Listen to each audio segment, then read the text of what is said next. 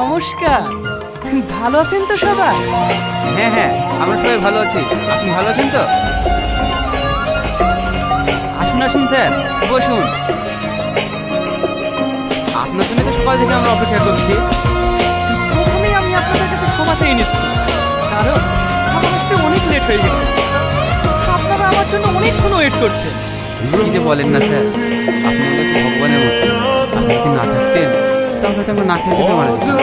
কারণ যদি আপনাদের কোনো অসুবিধা হয়ে থাকে তাহলে আমাকে বলবেন, বলতে কেউ দ্বিধাবোধ করবেন না, কারণ আমি আপনাদের সব সময় পাশে আছি।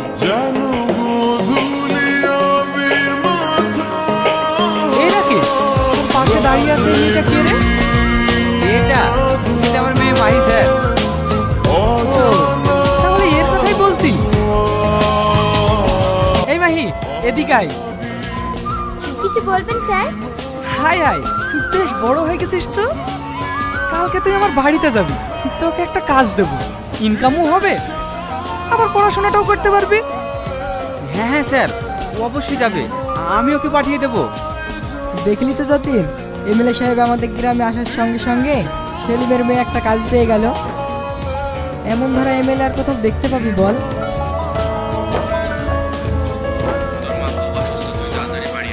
স্যার, আমার মা খুবই অসুস্থ, আমার মাকে এক্ষুনি হসপিটাল নিয়ে যেতে হবে। এই দাঁড়াও, কিছু বলবেন স্যার? এই টাকাটা রাখো, তোমার মার চিকিৎসা করতে কাজে লাগবে। স্যার, আপনি মানুষ না, আপনি আমাদের কাছে দেবতা স্যার। আচ্ছা আচ্ছা, ঠিক আছে, আপনারা সবাই ভালো থাকবেন, আমি এখন আসছি।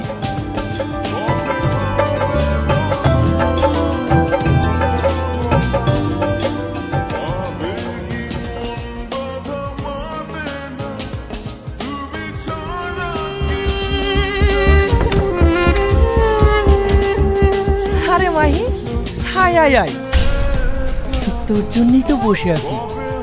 স্যার, আমাকে এখন কি করতে হবে? তেমন কিছু নয়, আমার পাশে বসে আমায় একটু সেবা করবি। এ আপনি কি বলছেন স্যার? স্যার, আমরা তাহলে তোরা এখন যা। এই সবাই চল। আর হ্যাঁ, তোরা যেন আবার চলে যাস না, যাওয়ার সময় একবার দেখা করে যাবি। ঠিক আছে দাদা। এ আপনি কি বলছেন স্যার? আমি তো কিছু বুঝতে পারছি না।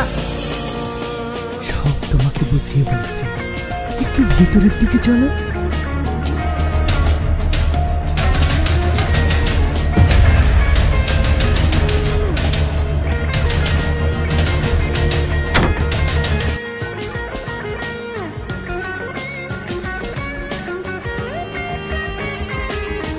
এই রহন, এই সাল্লু। হ্যাঁ বলেন দাদা, কি বলছেন? তেমন কিছু না, মেয়েটা মারা গেছে। তাহলে এখন কি করবেন দাদা? সবাই ভাবি মারা গেছে। ঠিক আছে দাদা, তাই হবে।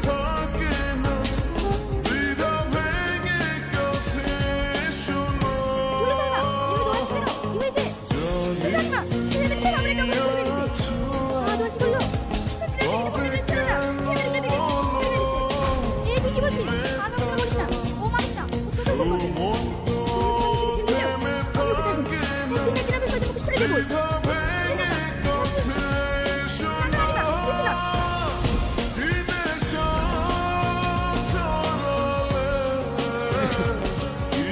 তুই যদি পথে দিকে তুমি পার হতিস তাহলে তোর অ্যাক্সিডেন্ট হতো না রে মা।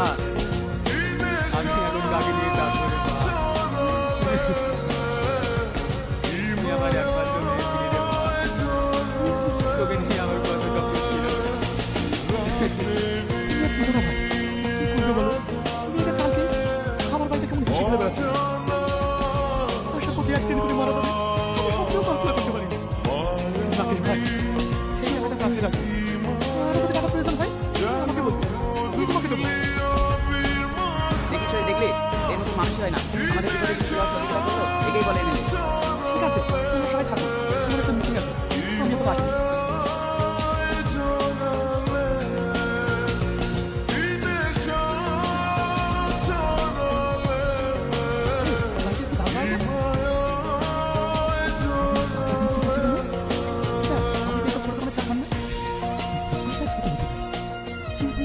সে দেখেছি সব বুঝতে পেরেছি স্যার এ নিয়ে আপনাকে ভাবতে হবে না। এক্ষুনি করে আনছি